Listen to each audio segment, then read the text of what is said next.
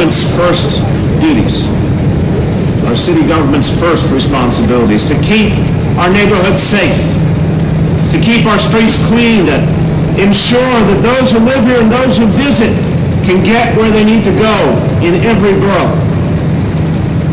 But we know that our mission reaches deeper. We are called to put an end to economic and social inequalities that threaten to unravel the city we love. And so today we commit to a new progressive direction in New York.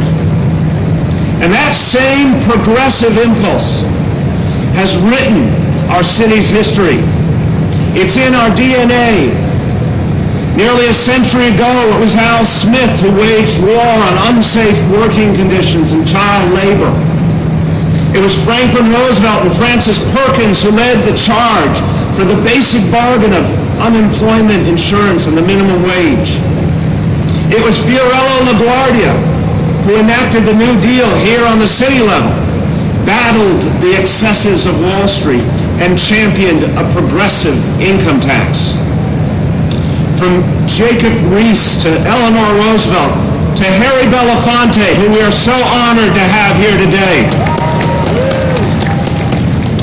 It was New Yorkers who challenged the status quo, who blazed a trail of progressive reform and political action, who took on the elite, who stood up to say that social and economic justice will start here and will start now.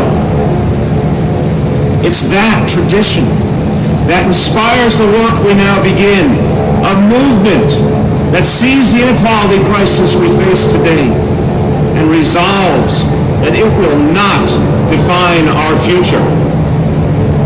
Now, I know there are those who think that what I said during the campaign was just rhetoric, just political talk in the interest of getting elected. And there are some who think that now, as we turn to governing, well, that things will just continue pretty much the way they always have. So let me be clear. When I said I would take dead aim at the tale of two cities, I meant it.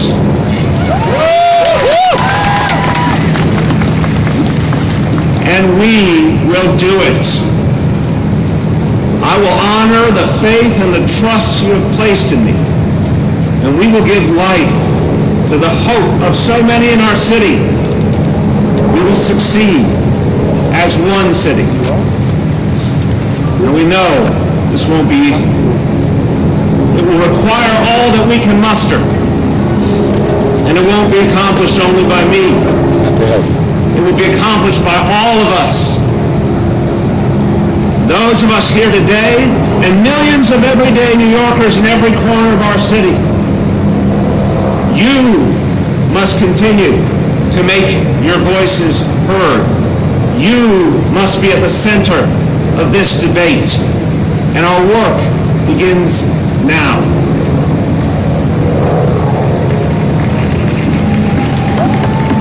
We will expand the paid sick leave law because no one should be forced to lose a day's pay or even a week's pay simply because illness strikes. And by this time next year, fully 300,000 additional New Yorkers will be protected by that law. We won't wait. We'll do it now. We will require big developers to build more affordable housing. We will fight to stem the tide of hospital closures. And we'll expand community health centers into neighborhoods in need so that New Yorkers see our city not as the exclusive domain of the 1%, but a place where everyday people can afford to live, work, and raise a family. We won't wait. We'll do it now. We will reform a broken stop and frisk policy. both to protect the dignity and rights of young men of color and to give our brave police officers the partnership they need to continue their success in driving down crime. We won't wait. We'll do it now.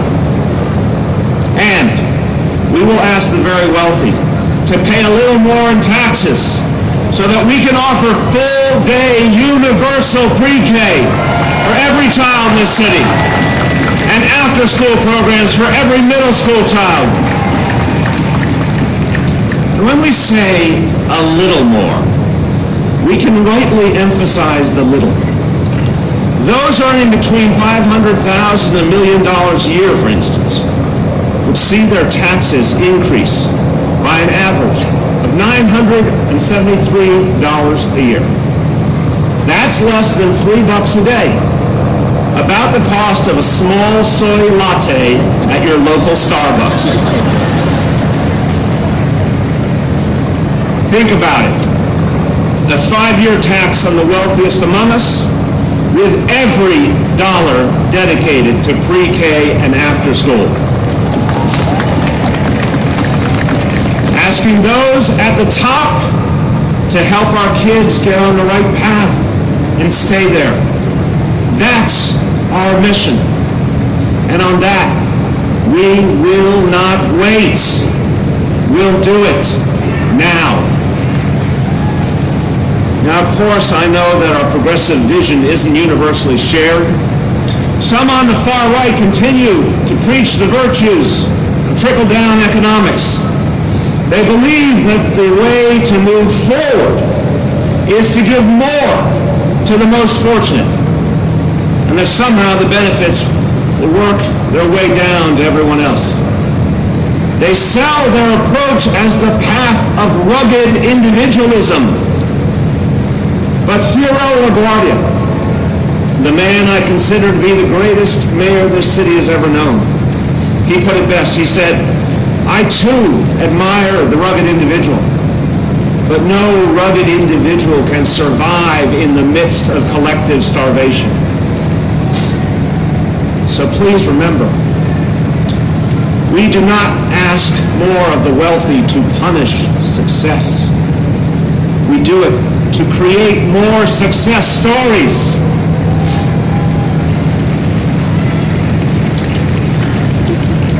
And we do it to honor a basic truth, that a strong economy is dependent on a thriving school system.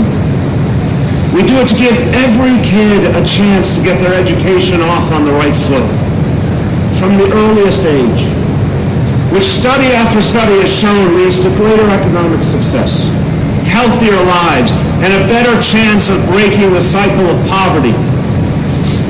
We do it to give peace of mind to working parents who suffer the anxiety of not knowing whether their child is safe and supervised during those critical hours after the school day ends, but before the workday is done. And we do it because we know that we must invest in our city, and the future inventors and CEOs and teachers and scientists, so that our generation, like every generation before us, can leave this city even stronger than we found it. Our beloved city is no stranger to big struggles and no stranger to overcoming them. New York has faced fiscal collapse and a crime epidemic, terrorist attacks, and natural disasters. But now, in our time, we face a different crisis, an inequality crisis. It's not often the stuff of banner headlines in our daily newspapers. It's a quiet crisis, but one no less pernicious than the ones that came before. Its urgency is read on the faces of our neighbors and their children as families struggle to make it against increasingly long odds. To tackle a challenge this daunting, We need a dramatic new approach, rebuilding our communities from the bottom up, from the neighborhoods up. And just like before, the world will watch us as we succeed.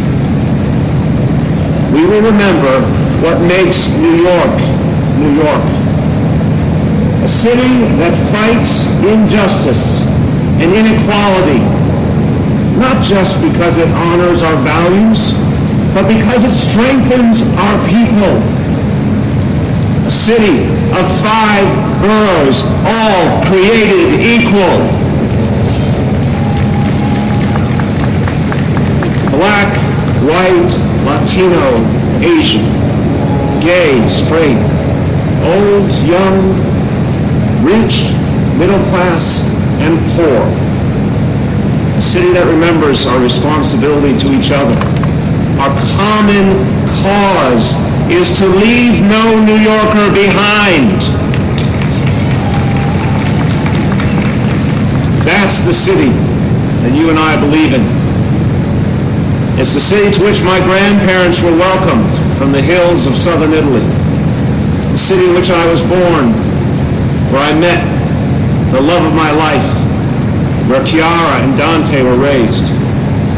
It's a place that celebrates a very simple notion that no matter what your story is, this is your city. Our strength is derived from you. Working together, we will make this one city. And that mission, our march towards a fairer, more just, more progressive place, our march to keep the promise of New York alive for the next generation, it begins today. Thank you, and God bless the people of the city of New York.